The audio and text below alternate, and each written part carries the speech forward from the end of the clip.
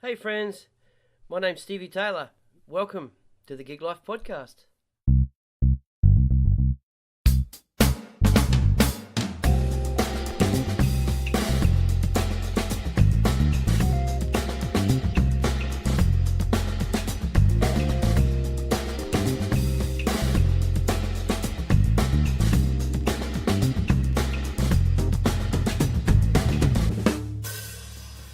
My guest today is Fabrizio Omodei, drummer, presenter, actor, a staple in the Australian music scene for well over 30 years now, having played with Richard Clapton, Daryl Braithwaite, Ian Moss, Jimmy Barnes, Jack Jones, Doc Nesson, The Angels, Paul Gray and Rick Astley.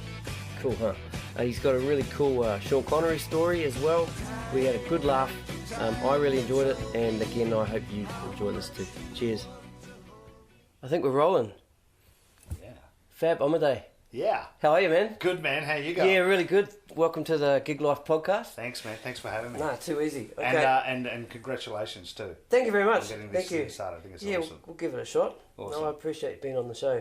My pleasure. I'm just going to rattle off some names. Yeah. People that you've played with. Yeah. Right. Rick Astley, Delta Goodrem, Brian McFadden, Richard Clapton, Daryl Braithwaite, Ian Moss, Jimmy Barnes, Percy Sledge, Brian Mannix, the Eurogliders, Jack Jones, Chantoozies, Shannon Noll, Deni Hines, Doc Nesson, The Angels, Paul Gray, Wa Nee, Choir Boys, Doug Williams, David Campbell, Human Nature, and many more. How many more are there? Oh, fucking hell, man. Heaps. Hey? There was a guy called John I played with once. John, yeah. Johnny Boy and Bill. Yeah, awesome. All right, let's roll it right back. Yeah, right man. back to the start. Where were you born? Where are you from? I was born in Italy. The whole family's from Rome. Yep. We came to Australia when I was 3. I was the last in the family to be born there. Yep. So my kids and my brother's kids are kind of first generation Australians. But we came, like I said, we came here when I was 3. Yep. So I grew up here. Yep. And when did you first get some sticks in your hand? Well, it wasn't until I was about 14. I think year 9, year 10 in high school. But I was thinking back to it before, and there was a moment when I was younger, when I was about 8 or 9 and 10, we used to have vinyl records, and my older brother had stolen from school a pair of Perspex rods that were like drumsticks, right? Yeah. And I remember I used to pull out the records, I'd put a record on and take out that plastic sleeve that was inside it, and I'd put it on the lounge pillow and start playing along to practice pad. like a practice pad. But I didn't really associate it with I want to be a drummer. It was just one of those things, and it was always something about groove, But it wasn't until I was 14. I had a best friend in high school who was playing keyboards, and we used to, after school, we'd stop at his house. He was on the way home to my place, and I'd sit there next to him and watch him practice for an hour, and it was awesome. And after a while, he said, "Man, you should play something we could jam." And one thing led to another, and my elder brother's best friend was a drummer at the time, and I remember being at his house when I was like 13 or 14, and he was playing, and I was just fascinated with it. And he said to me, he goes, "Why don't you get your dad to convince your dad to buy my drum kit? It was like $150. He goes, "And I'll give you some free lessons." So I did, and man, the day that I got that drum kit home, my brother brought it home. We set it up, and I started playing, and I don't know what it was. It was a magical moment. I'll never forget that moment. It was really cool. So I was about 14, I'd say, when I started. Awesome. Yeah. And who were did you have any sort of formal training start? I did. Once I started playing, once I started, I straight away was going to lessons. And this is, I grew up out in Cabramatta. Yep. And there was a Barber's Music out there, and there was a teacher there, Norm, old bloke. And they had the teaching rooms out the back, so I started there, and he was good because he went through all the rudiments and all the... My first teacher was an old man called Norm. He's in Really? New Zealand. He's in New Zealand. Oh, right. Yeah. What is that? Yeah, what is that? Yeah. What's that? It's with Norm. Norms. Norm, Bloody Norm. the old teacher guy. Yeah. So I did have some formal training, and then I went to him for about 2 years, and I learned a lot from him, and then stopped, and then went to another teacher, and for another little while. So I had various teachers along the way, probably for the first, say, 6 or 7 years of playing. And then I kind of, just by then it was do it yourself kind of Yep. thing. Yep. And then just influences really after that. And who were those early influences? Look, in the early days, because I had two kind of different. I like so many different things, but one was because of my older brother was right into a lot of Aussie rock. Yep. So that was one thing. But on the music side with my music mates, we were right into, and we're talking mid-'80s there, we're right into things like Toto. I loved all Earth, Wind and Fire, George Benson, all that kind of, funky / soul, groove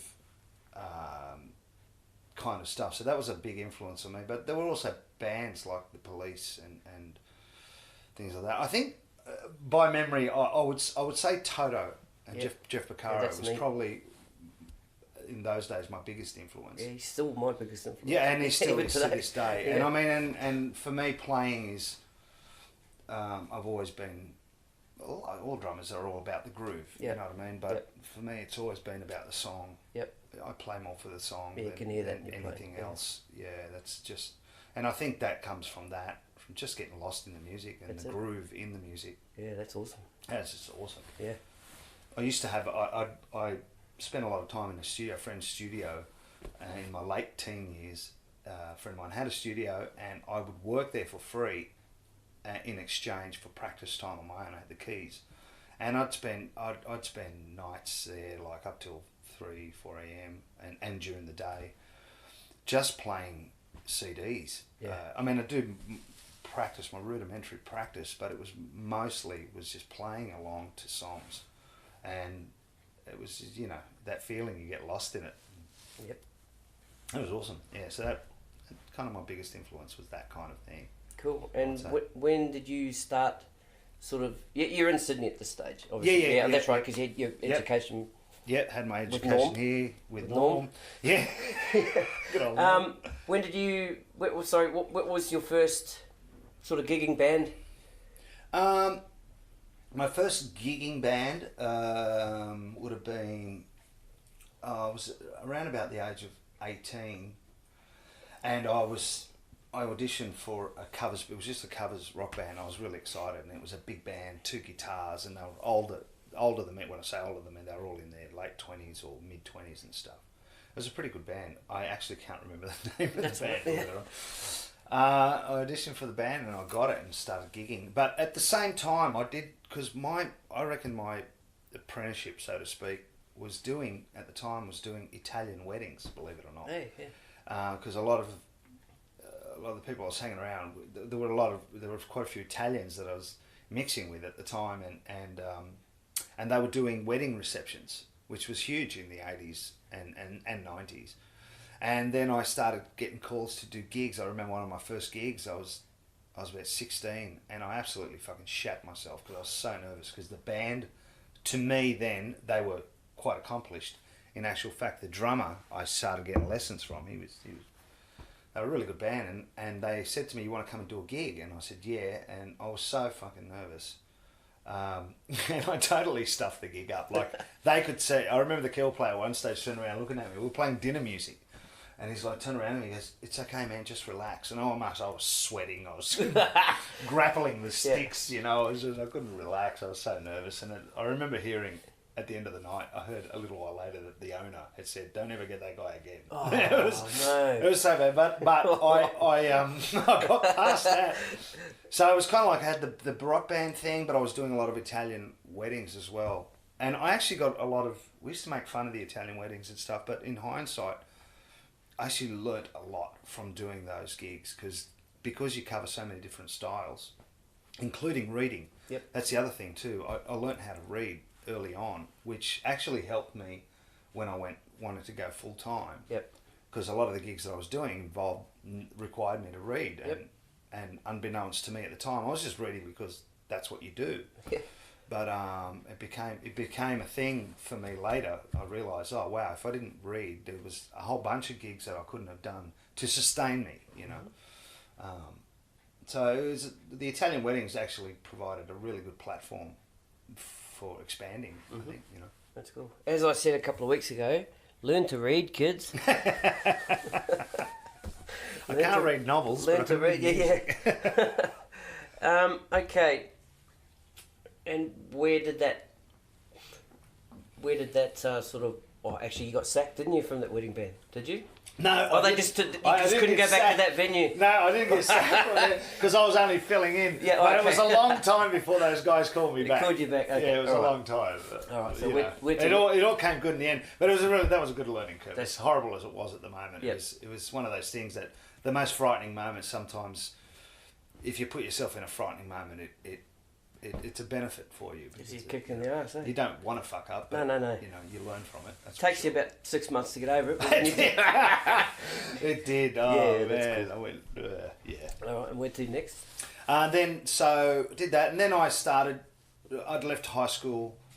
I did year 12 and stuff, and I didn't know what I wanted to do. I was playing, of course, but not necessarily doing a lot of gigs and stuff, but playing was a thing. Mm-hmm. But I never thought about making it a career or anything, so I had various jobs and stuff, and then I started working for a record company, a Melbourne local record company, and I was working in Sydney as a sales rep, and from there I got an opportunity to work with Festival Records, which was obviously they're no longer around, but you know, a major record label, and they had big names on their books and stuff, and I was a country sales rep, so I'd get all my stock on a Friday afternoon. And I had a company car, I had everything I was making. It was really good pay, it was a great job, but I'd leave Monday morning and I'd be back Thursday night and then go to the office Friday, pick up the next week's samples and all that kind of stuff.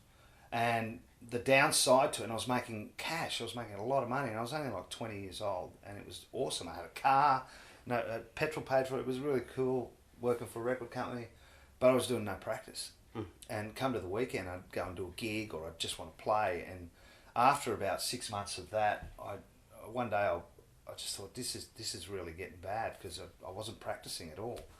And I'll never forget this. I went out one night to watch Lucius Borich. Mm-hmm. He knows this story, I've told him.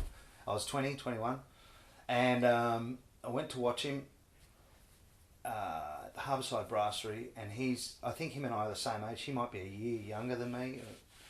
And I went to watch him. I'd heard of him before and I'd never seen him. I went to watch him, and he blew my mind. He just absolutely blew my mind. Right there and then, I made the decision. The very next day, I went into the office and I quit. I spoke to my parents about it first, actually, because I was still living at home. Did you ask them? I didn't ask them. I told them what I wanted to do. This is what I'm doing. I'm quitting my job, because I was making really good money and all that, and they were really happy and stuff. And I went home and I said, look, I want to quit. I'm quitting my job. I'm going full time. And they were really supportive. They said, do what your heart wants. Yeah, good. And so I did. I quit and went full time, and just started practicing a lot every day. And then I'd pick up odd jobs here and there, like I was working behind a bar a couple of nights a week, and little things like that. But it was all based around music. That was the main thing. And then it just it grew from there, I suppose. Yep. It grew from there. Mm-hmm. And who was your first, should we say, quote, big artist, big name you played for, unquote? Well, big name, I don't know if I can say a big name, but it was believe it or not, it was a Elvis to the Max. Oh, yeah? And this was in 1995, I think it was. And it was, I'd done a lot of gigs and stuff like that, but this was a show. Yep. It was the first time I'd been asked to do a show, like a big show. It was a big band. It was like a 12-piece band at the time or something like that. It was a big deal. And although it was Elvis tunes, it was all the live stuff, and I got a phone call saying you've been recommended. Are you interested? And I was like, yeah. And I was so freaking nervous about it. But that was the first kind of biggish gig, in the sense that it's big production, numbered audience. It was a big gig, and there was a lot to do, drum wise. Yep. It was pretty full on. But I buried myself in that, and that was good.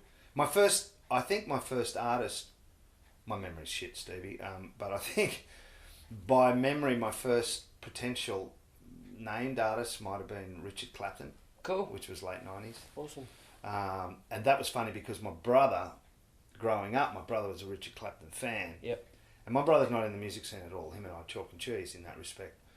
But when I got asked to do his gig, I straight away I rang my brother and said to him, "Hey man, guess what? I'm doing the Richard Clapton gig." And his response, I'll never forget it. It still makes me laugh. His response was, "Man, you made it."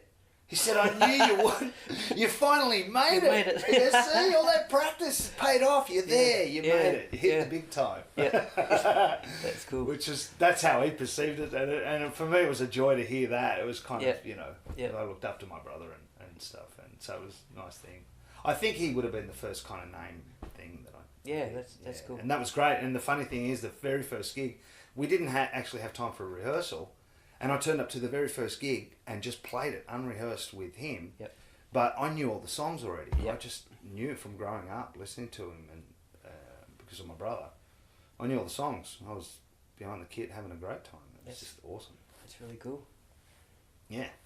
Now, there used to be this little old drum shop in Surrey Hills called Billy Hyde's Drumcraft. Billy Hyde's Drumcraft. Right, that's where I met you the first time. Yes, that's correct. I think I'm not the only one to say this, but we missed that place, and it's a real shame that it's not there anymore. It was a real community. It was a community. It was a beautiful place in that respect. It was a good feeling, good vibe. For me, it was like once a month. It was a church for me. Yeah, I'd go down there on a Sunday once a month to grab my month's stock of sticks and heads and stuff, and just hang up and kits and stuff. And yeah. No, that was a great time of life actually, working at Hyde's. Hang on, just go back to stitching up. I did go in with a pair of sticks and walked out with a set of Pearl Masters. So you bloody good salesman. Yeah, well, that was a thing for us. We had Gary Hyde always saying upsell. Yeah. But the good thing about Gary was it was the thing that I loved about it, and why it was good, is because it was an honest place. Yeah. Like it was, and he was a stickler on. Gary used to say to us, obviously it's a business. He needs to make money, of course. Yep. However, he was big on not stitching people up in the sense of, he wants honest sales. Yeah. And the good thing about it was the product that we always carried was good. It was always good product, and it was, it could sell itself. However, we it was an honest bunch of guys, like. Yep. And I think that was the thing about it. He always wanted us to look after people, and we just did naturally. You did. Oh, we looked after people. Because for me especially, I used to just treat anyone like it was me. Because I'd been stitched up before I worked there. I'd been stitched up once before. Oh, right. On a sale. I can't remember where it was, but I remember being stitched up, and I felt pretty dirty about it. And then when I started working at Hyde's, I think that stuck with me, and I thought, you know what, I wouldn't do that to someone. So I used to treat it like I was selling something to myself in a way. Yeah. Yeah, sometimes you'd upsell and you'd try and push You stuff would, through, but of course. Still, but it wasn't. Prices, it was never a dishonest sale, not so at all. to speak. Yeah, no, I agree with that. Yeah. And are you allowed to say why that place sort of disappeared? Well, what happened in the end, I think. I was there for a good part of 10 years, believe it or not. I wasn't full time, but then the last couple of years, I actually got asked to manage. You were assistant manager there, I think. No, it was just Tony who was manager. He stepped up and became overlooked the state stuff. Oh, right, okay. Yep. So they pulled me up to be the store manager. Yep. And that's shortly. That's when it started. To about 2 years after that, what happened was, I think it was the people who've got their fingers in many pies, like Bunnings and all that kind of stuff. I believe conglomerates saw this thing was because this Billy Hyde's was growing nationally. It was huge, and they saw an opportunity, another business opportunity, and they went to Gary and basically said, "We've got all this money, and we want to invest in your company. We don't know anything about it, but we've got the capital and we can see it growing." And Gary was in a position where it grew so big it couldn't go. It needed something really big injection to grow, I guess. And so there was a deal where they bought in and stuff like that. And then Gary ended up. This is obviously I'm being very general about it. Yeah. I don't know the ins and outs of what went on behind closed doors. But then Gary eventually decided to sell out. And this is, his father's business, which Gary actually turned into what it was from the 80s, turned it into this monster that it became. He was so good, such a good worker, good businessman. But he decided to sell out, and he pulled out. And it was also at a time where a lot of online sales were coming through. I was going to say and online. it was starting to hurt. Yep. Because people could buy this product online from overseas for a cheaper price. The downside was you don't get the service. So people would still come in because they want the service. And also when you buy something online, you don't really know what you're getting until it arrives. Stuff like that. Yep. However, the online stuff started hurting a little bit. And so Gary pulled out, and he the minute he pulled out, maybe 6 months later, it began a downward slide. Yeah. And it just continued. Then Allen's bought in. Allen's, right. And it just diminished. Yep. I mean, that combined with online sales and the internet becoming, bringing the world closer, you could just pick up stuff online, and a lot of people doing that. And so the business slowly just kind of fizzled out, unfortunately, but that's the way of the world, I suppose. Yeah. But anyway, we've got Pete and Damo over at the Co-op now. Exactly. So they're doing great. They're doing the thing, Co-op and the drum co-op on Enmore Road. Yep. There, and that's a great little store. It's great because there's remnants of Billy Hines in there. That's the feel, yeah. And those two guys are awesome. So it's really good that they've got that, and Damo's doing well with it. Yeah. Awesome. Considering it's not a huge store as in size wise. Yep. He carries a lot of stock. It does, yeah. But he's good. They're really good operators. It's great. Cool. Yeah. Right, so the first name I read out that you played with was someone that people might know. Rick Astley. He's never going to give you up. He's never going to give me up. Never going to give you up. He's a liar. Yeah. No, I love him. Tell me about that. Rick Astley. Was that recording? No. That was just tours, purely live tours here in Australia. Yep. So I got a phone call from Paul Gray. Rest in peace. I love Paul Gray. I miss him. But I did a lot of work with Paul Gray. But this was one of them. Paul Gray was asked to put a band together for Rick Astley's Australian tour. Yep. And he got me, Victor Rounds, and John Bettison, who's a guitarist, singer, and also Nick Pringati, who's now in Melbourne, keyboard player. Put that together, and I was excited. At first, I of course I said yes, that'd be great, that'd be awesome, and I had a bit of a chuckle because it was another one of those 80s. And he was big in the 80s. Were you thinking legacy act? Yeah. Kind of. That kind of thing. Club act. Kind of a club act thing. Yeah. No, I knew it was the real Rick Astley, and I knew what it was, but I wasn't sure, what it would be, how big it would be, and whatever. I just thought in the back of my head, without any disrespect, I thought it's another 80s act trying to revamp himself, or themselves. Right. And he was huge in the 80s. I remember him in high school. He was massive. And anyway, so we learnt the stuff. With the gig was on, they sent us some material. We did all our own music, our own charts and stuff. And the first gig was in Melbourne, and we flew down the day before the first gig, and there was a studio that was booked out so we could have a day's rehearsal with Rick. We hadn't even met him yet. And we're down there, and he walks into the room, and straight away, from the minute he said hello, I said hi, shook his hand. I thought, I love this guy. He's just, there's an energy about him. He's just, and as it turns out, he's one. I mean, so many acts that are really good.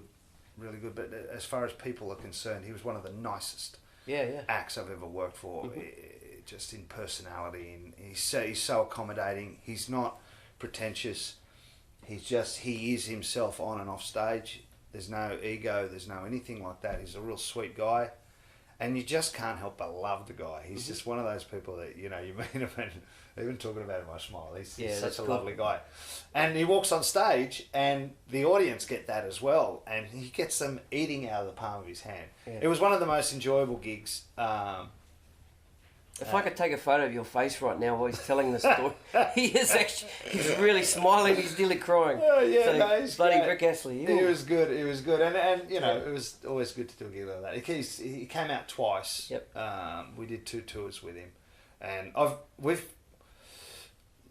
sent emails to his manager a couple of times just for various things, and come bring Rick back, man, come on. Come back, yeah. One, because who doesn't want another gig, but it was just a lot of fun. It was a lot of fun, and the band was great. Yep. That band, actually, the Rick Astley band, then John Bettison, the guitarist, he then was asked to put a band together for the cruises, which are the Royal Caribbean Cruise Line that comes out every kind of October, November out of Sydney. Yep. They do their music cruises, Rock the Boat, Cruise and Groove, that kind of thing. And John Bettison, it was the same year that we did the first tour. And John Bettison just went, yep, I got the band. And he just basically used us. And we went on and we've done it every year. Oh, right. And you're doing it again this year? Yeah, we're actually, in about 3 weeks' time, 3 weeks? Oh, we're great. back on again. Awesome. That's great. Unfortunately, Paul's not with us anymore. Which He passed away. He passed away, and that's left a real hole in many people's lives in the music community. I met him, can't remember if it was last year or the year before. Was it Absolutely 80s? Was that the name of the show? Yeah. Yep. You guys played at the Gaimea pub. Oh, yeah. We played support when I was playing for Endless. Right. In the summer. We're playing support, and we sort of played off to the side. That's right. And you guys had the stage there, and I just remember I was being there for sound check, but I remember watching you weren't happy with the sound guy. I was just sitting back watching him, and he just couldn't get it right. They were slow and. Yeah, anyway, but that's why I met Paul and Brian Mannix and Scott Kahn and yeah. That's a good show too. Killer band. You guys are fucking awesome band. That's a really good gig. Yeah, it's a good band. That show, because they're based in Melbourne. Yep. So they have a Melbourne band, and I think they've got a Brisbane band as well, and we are the Sydney band. Yep.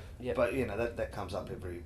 A few times a year. That's cool. And that's a great gig to do. Cool. Also, because it's all the 80s stuff that, for me, a lot of this stuff that I do is because I was in high school in the 80s, so it's always has a nostalgic effect. I gotcha. Yeah.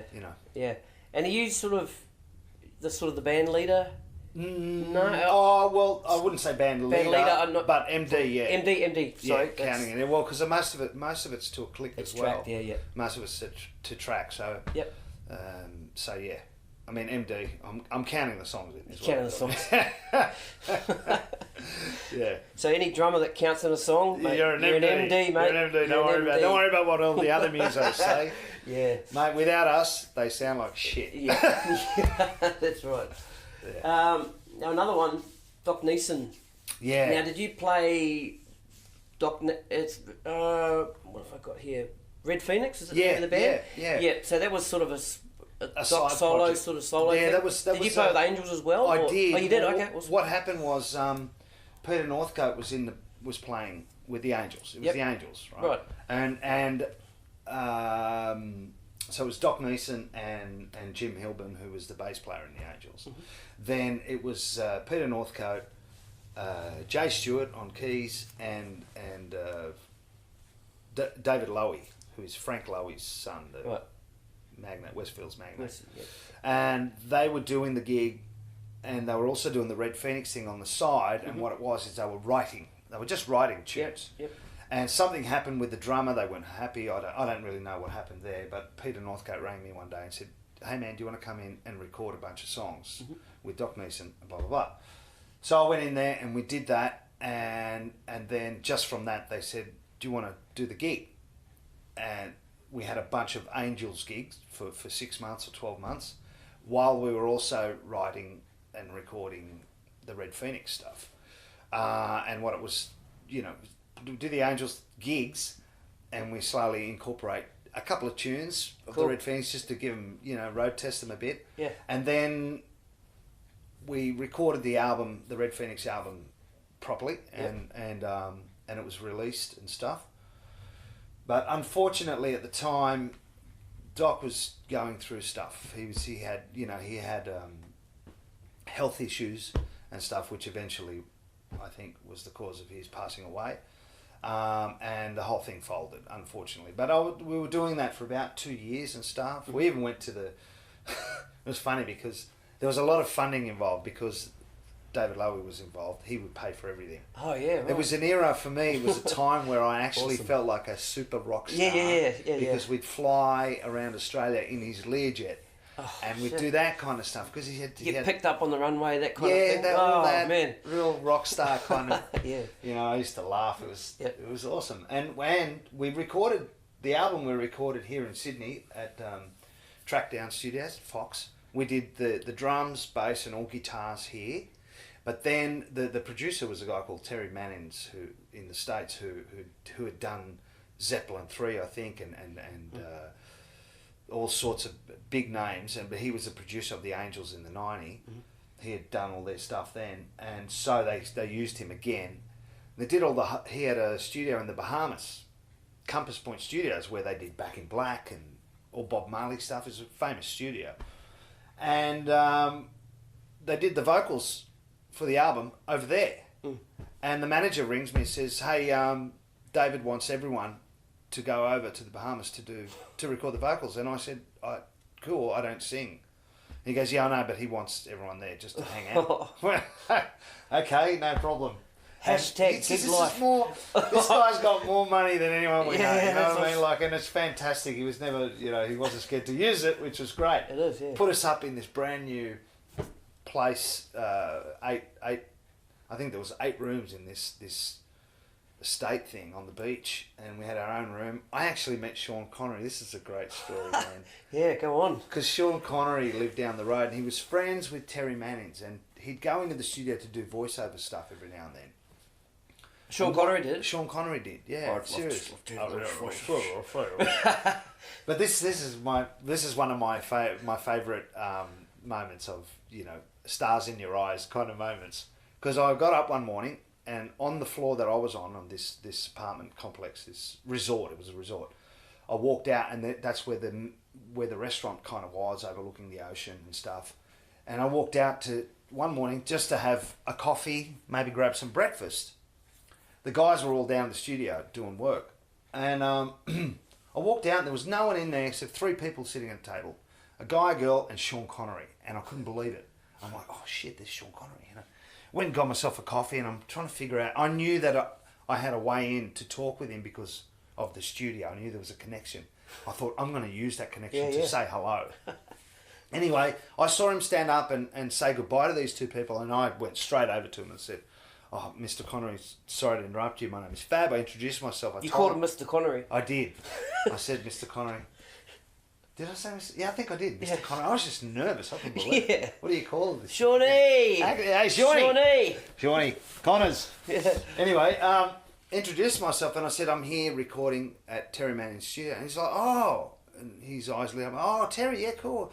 And he's like, sit. I won't do his voice because I can't. Yeah. Sit down. Have a coffee with me. And I couldn't believe it. He said, sit down, let's have a coffee. Wow. And so I sat there, and I don't have any evidence, any proof, because I didn't have iPhone then, and there was no one in the room. Yeah. And we sat for about 20 minutes and just talked, me and Sean Connery.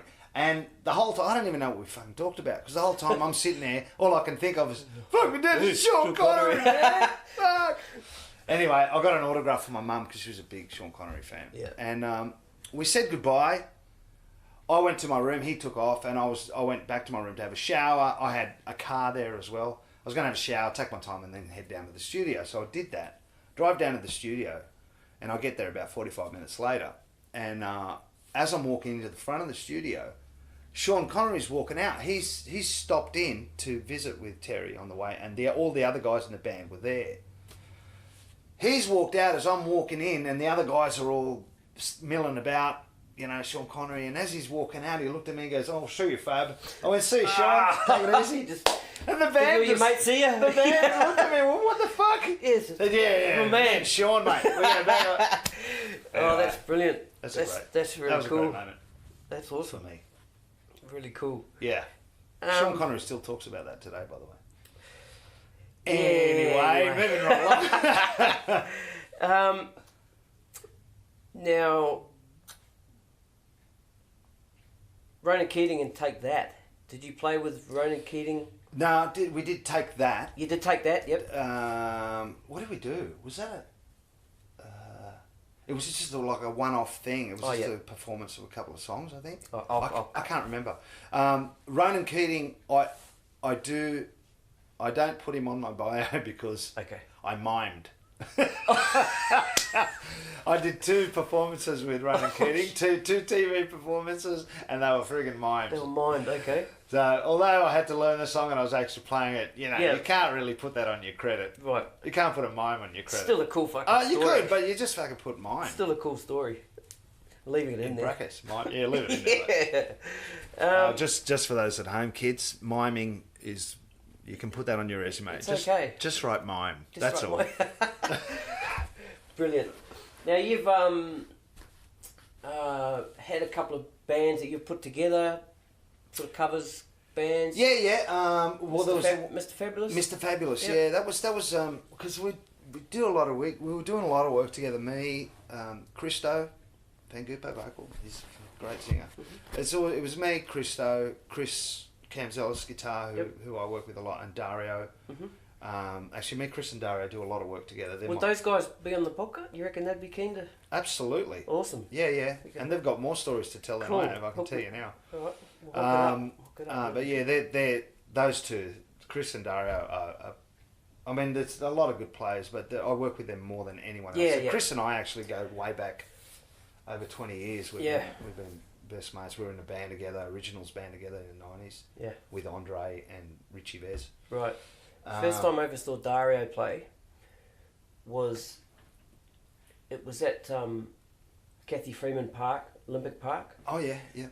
I think it was a Beatles show? I think it might have been a Beatles show, and it was one of those summer nighttime festival type things. Yeah.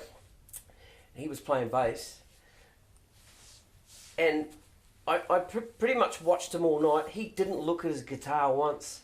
Yeah. He just doesn't. He doesn't. He doesn't need to look. He's one of those guys, man. It's just an extension of him. I know. It just blew me away. Yeah, he's.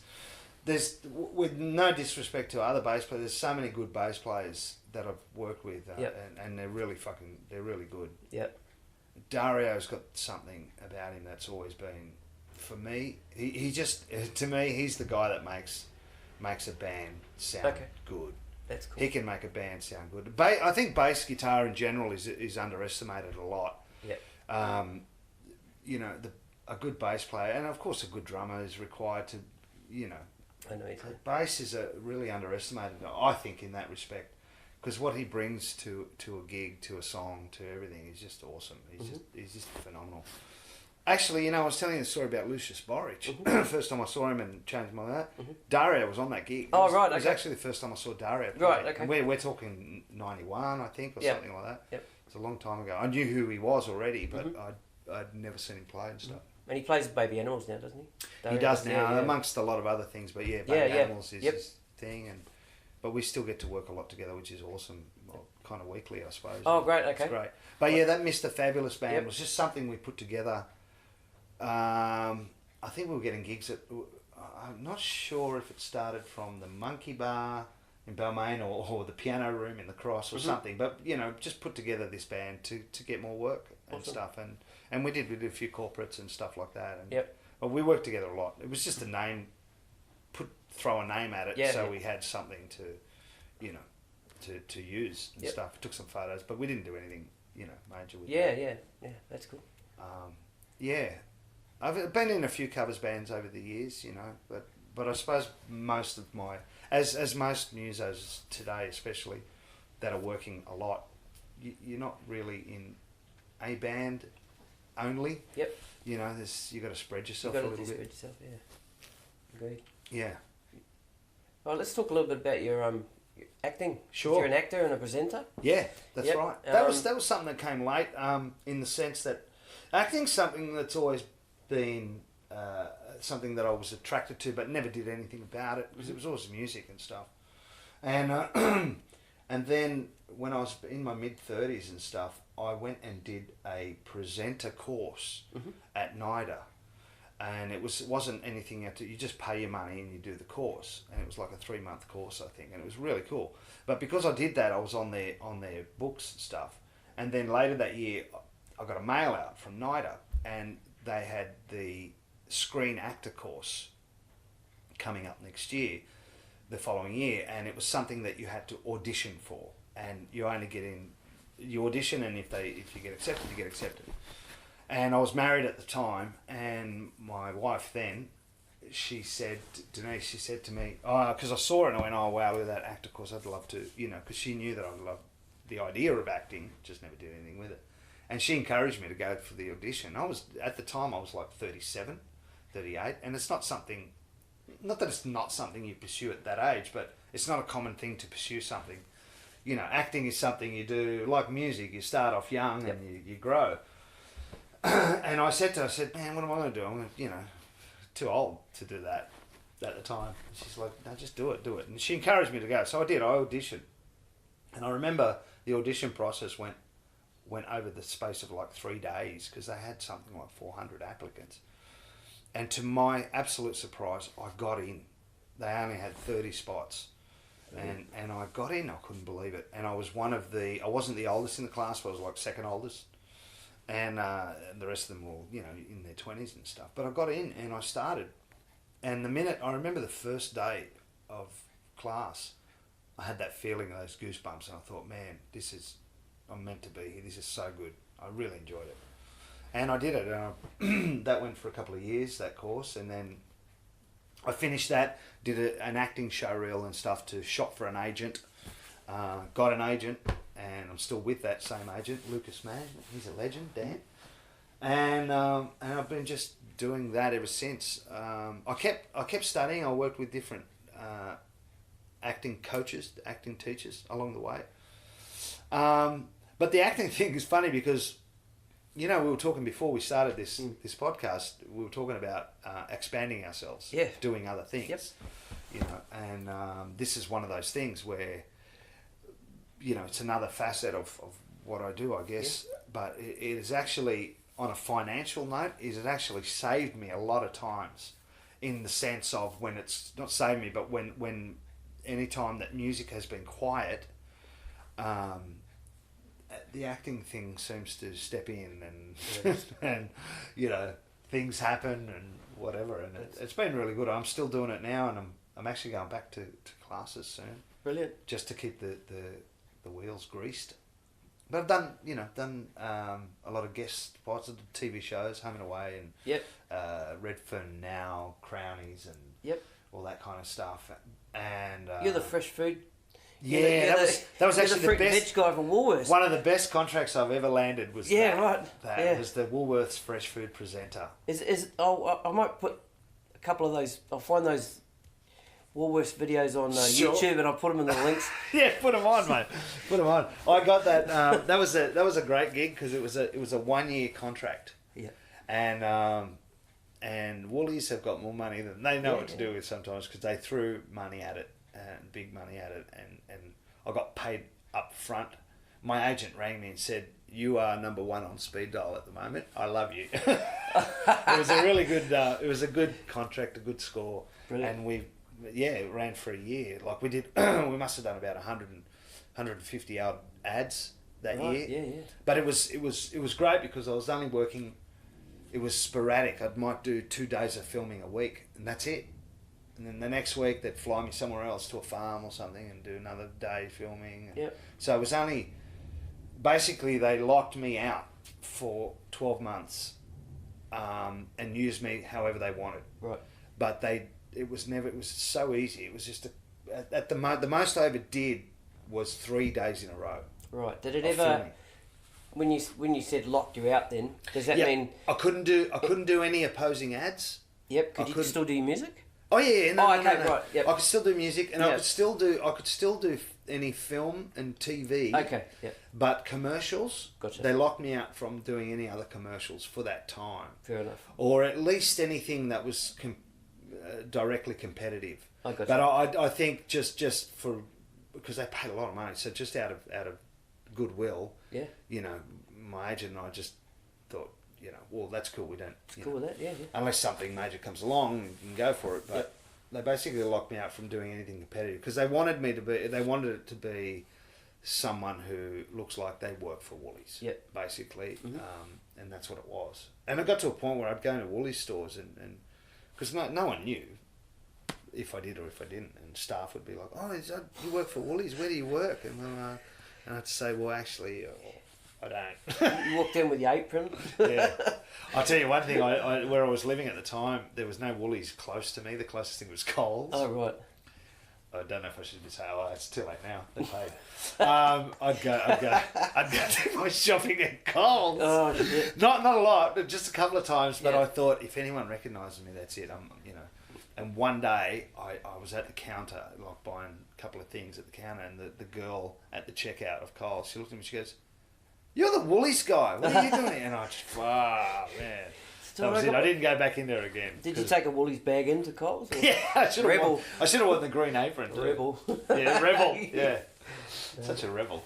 Cool. Now, you still playing a lot these days? Yeah. Yep. Yeah. Yep. Yeah, still playing. It's always is my main thing. But I'm doing other things. I started a t-shirt label which has been put on hold for the moment. Because I do a lot of artwork, a lot of drawing. Yeah. I'll put some links to your art too in the show notes of this. So Thank you. Yeah, Awesome. no problems. I've been doing a lot of drawing lately in the last couple of years. But the t-shirt thing kind of got put on hold just because, I suppose, I don't know. But that's the beauty of that thing is it's my own project. It can stop and start whenever it wants. It's just totally up to me what I want to do with it. Yep.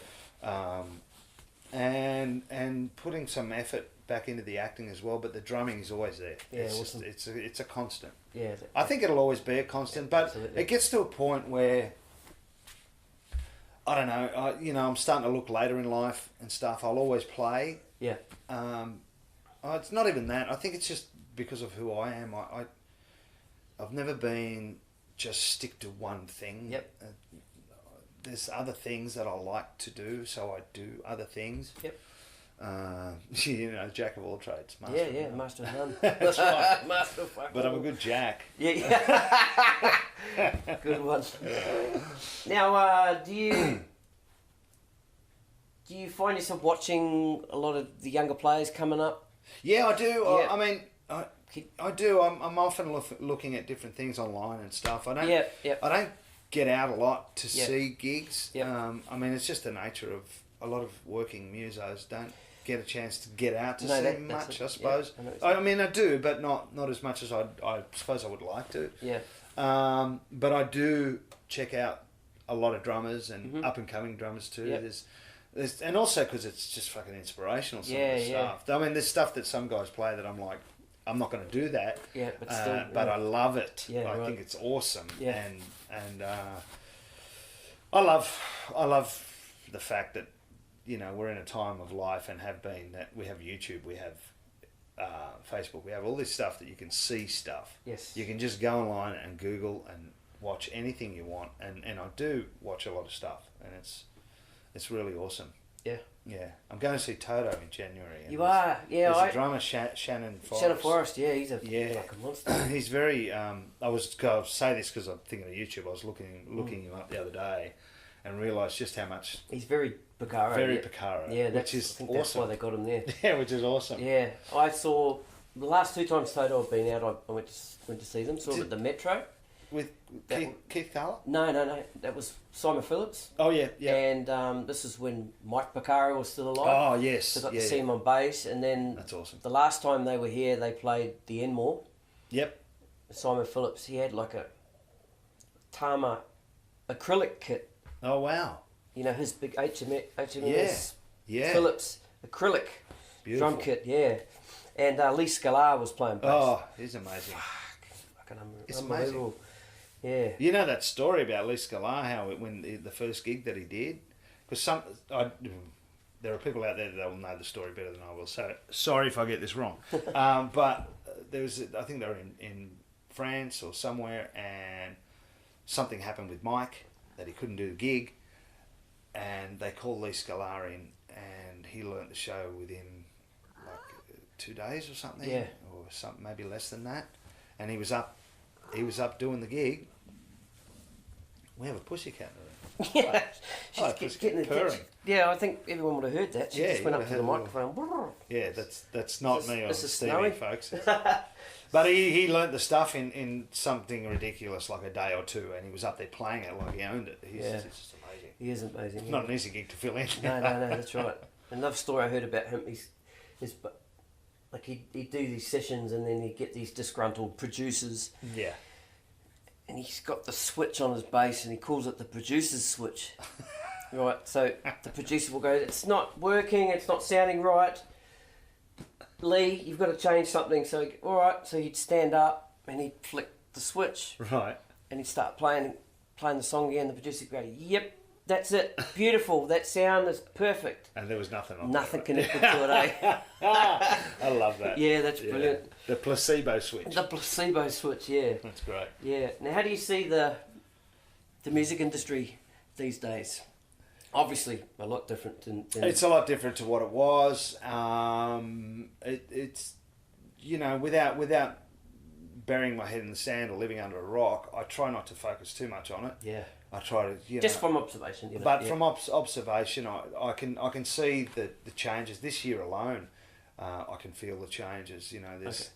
just talking to other people, there's a lot of people that are not gigging as much as they need to or would like to, you know. I mean, you know, here in Sydney, the whole lockout law now, it's been a couple of years, that's really hurt the gigging, live gigging scene. Venues just closing doors or stop having bands and stuff like that. There's more kind of duo stuff, which doesn't help us drummers. No. So I don't. It's, you know, I don't think it's healthy. I can't say that the industry is good.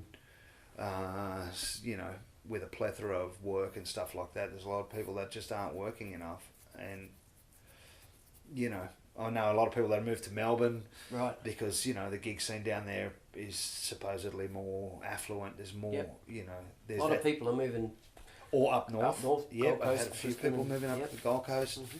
I mean, why not? If you're not going to work much, you might as well be at the beach. Yeah, I suppose. Yeah, that's it. But I'll get some sun on you. Yeah. But it doesn't, you know, I mean, look, Australia's always been, let's face it, Australia is a sporting nation. Yep. It's not high regard on the music scene thing. It doesn't really, it does, compared to the rest, in comparison to the rest of the world, it doesn't support the arts industry in general as much as say, Europe would, or something like that. I remember touring Europe and being astounded in the sense of doing gigs and going, wow, the level of support and just general appreciation of music, full stop. Yep.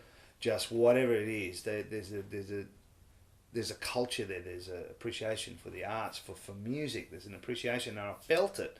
And when I came back here, I realised the divide between, and that's when it was like, fuck, you know what, we're more a sporting nation than anything else. Yeah. And it's the same with acting. I mean, some of the best actors in the world come from Australia, but you know, they're all in the States. Yeah. Well, not all, but you know, I mean, I've been very general about it, but generally speaking, that's how it works. You know, people go overseas and to you know, feed their arts, because it's not a great industry here. There's still work. I don't mean to sound like a stick in the mud. I know. But there's just not enough. Yep. And that's it. And the other thing too is I was having a conversation with a very well respected drummer yesterday. I won't mention names, but there's the other thing too. We were talking about gigs, and you know, younger guys are coming through and they need to work and they want to work. And I totally get it. I was in that position. Anyone was in that position. And promoters for tours and stuff are latching onto that, and have been. I mean, it's been happening for years, of course, but it still happens, where the money is just money for tours and stuff. On some tours, depending on the promoter and stuff, is the same money that was getting paid 15, 20 years ago, if not less. And there's guys that have been established for a while that just can't work for that kind of money, or not even so much out of principle, but you know, you have a level of self-respect. Of course. And younger guys are coming through and will say yes because they need the gig, they want the gig. Yep. Totally understandable. But the downside to that is that it does hurt the industry. Generally speaking. There's no way to control that. Unfortunately, and it's not again, it's not against anyone taking a gig for what they do. You know, everyone's got their own things to fulfill. Need and want, and that's totally understandable. And even expanding a little bit on that, you talk about they're not going to grab the established guy, they're going to grab the younger guy that wants the gig. But then they even undersell them because there's there's just a lineup of more kids coming Absolutely. up. That'll almost do it for nothing. Absolutely. And it, you know, I know that, you know, when I was playing, I used to do some gigs for nothing to kind of establish yourself. Yeah. But big things like that, you're doing people out of work, man. You are, but not only that, but as a musician or just, you know, if you go to see the show, there's the old adage of pay peanuts, get monkeys. Yeah. Without disrespect to those people, it's just the fact is that their ability is not as good as some of the other players. Yeah. But it doesn't matter. It doesn't matter. Because the audience don't really care. Yeah. The promoter doesn't care. Yeah. There's bums on seats, and that's it. That's just the way. That's the way it is. And with sort of modern pop music too, a lot of it is playing to tracks. Yep. And you know, sampled drums. Yeah. You know. Yeah. So it doesn't matter if you know how to tune your kit or not. It doesn't matter. Yeah, that's You've right. got these triggers and, you know, and if it That's another thing, kids. You got to learn to tune your drums, man. Please. Yeah, yeah, please. I was thinking back when you were telling the story about when you're playing in that Italian wedding band. Yes. When you were telling that story, I'm sort of started thinking about what we were just talking about then. Yeah. There's hardly those opportunities for the younger players now. That's correct. A lot of the weddings, it's DJs. Yeah, DJs. Or it's iPads and iPads. Spotify Yeah, that's and, right. and That's right. Apple Music. It's different too. That wedding scene's different too now because there are other, what do you call them? Like other organisations like the Baker Boys and White Tree. These are all companies that put together the idea of having a what's the word? A list of musicians. Yep. On their books. Right. And they go out shopping for weddings, and say we've got. Oh, they go shopping for the. They go shopping for the wedding, like to get the gig, Right. and then they from the list of musos they put together a band and they sell it. Fascinating. You know, and say so I've done some work for the White Tree, which is one of those ones, and they're pretty good operators.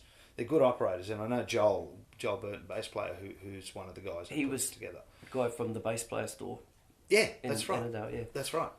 Mm. And they might have a weekend where they've got 5, 6 weddings. I don't know how many, but they've got a multitude of weddings, and they put the bands in. They handpick the musos for each one. They put them in there, and they charge the fee. They pay the muso, and which is a great thing because it gives musos work when they're not working. But that's what the wedding thing is. Right. What it used to be. But mind you, when I was doing it, I was strictly doing the Italian thing. You know what I mean? Yeah. And the Italian wedding receptions were strictly full-on Italians. You know, There was all that. You play Italian music as well as English music. You do an Italian dance set and an English dance set. It was quite cheesy, but it was what it was. Yep. You know, it was good fun. Mm. And you get paid cash. You got paid cash. You got paid cash, yeah. Italians, mate. Cash. I pay you cash. Play faster. Now I pay for you cash. Very good. Eat. You're too skinny. Mangia pasta. All right. So what's the what does the future hold? Future holds more of the same. Yep. But better. Okay. Yep. I'm really pushing with the art thing. Yep. In my own time and my own thing. That's something there. The acting, the presenting, definitely. Mm-hmm. I'm working on something at the moment to up the presenting thing. I love TV presenting. I love it in the sense because I just feel comfortable. Mm-hmm. It's a comfortable thing. I love the acting thing too. Mm-hmm. But there's something about the presenting thing that attracts me. Yep. I just feel comfortable in that role. Yep. So I'm working on building that. Awesome. Music will always be there. Yep. It's just something that it's not that I have any plans to record an album or do anything. I just take it as it comes. More practice and more of that. I mean, the drums is just something that, you know how it is. Yeah. When you're behind the kit and it feels good, it just, nothing beats it. It just feels great. Yep. So there'll be more of that, but I'm definitely pushing towards the TV presenting thing and my artwork as well. Brilliant. That's where I'm at. That's where my energy's being pushed at the moment. The artwork is just, again, it's all the artistic feeding the artistic side. Yeah. You know, cool. the TV presenting thing. I've been toying with the idea of my own show, which I was talking to you about before. Yep. And I know a few people in the industry that can kind of help out or contribute, that kind of thing. Again, that's something that I'll focus on. When this podcast gets to 100,000 followers, Yeah. I'll promote you, man. I'll promote you. Thanks, Stevie. Thanks, Stevie. Even if I get five followers, I'll promote you, man. That's all good. I'll tell you what, after this podcast, mate, boom. You're going to get at least another 2 followers. Blow up. Episode number 2. Watch for that one. It's a really good thing you're doing, though, I have to Thank say, you, the podcast thing. It's really cool, man. Thank you very much. The gig life, it's great. It's great. And there's a lot of good stories, good music in Sydney. I mean, just, episode 2, You're the third interview I've recorded. Yep. So your interview will come out soon. Yeah. Sorry, you're episode 3. Episode 3, I don't even know what episode you are. Yeah, episode 3. Wow, you're down to 3 and you've lost count already. And you're a drummer. Oh, shit. Lose count after 4 if you have to. I can't be a band leader, can I? Can't be an MD. You've got to be able to count to 4, man. Come on. 4, fuck. Waltz, 2, 3, 4. Nah, we'll just track it. Yeah, that's good. But, yeah. Yeah, no, it's cool. It's exciting, man. It's awesome. Yeah. It's awesome. Really awesome. Yeah, thank you. Yeah. Fab Omodei. Yeah. Thanks for being on the show. Stevie, thank you so much for having me, mate. I really appreciate it. I am a subscriber. Oh, fantastic. I'll be listening to We're on iTunes now. You're on iTunes? As of today. Oh, well, there you go. Which is Friday the 28th of September. You're on iTunes? Yeah, it had to go through I had to present the show to... Well, not present the show, sorry, but send the link to iTunes and then they had to... Approve it. And that came through today, so... That's fantastic. Yeah. Congratulations. Awesome. Awesome. iTunes, folks. The Gig Life. The Gig Life. That's great, Steve. You look really, really good stuff, mate. Thanks for having me here. I'm honoured. Thanks for being here. My pleasure. Cheers, Fab. Good on you, buddy. Cheers, bro. Take it easy. All right, catch you, man.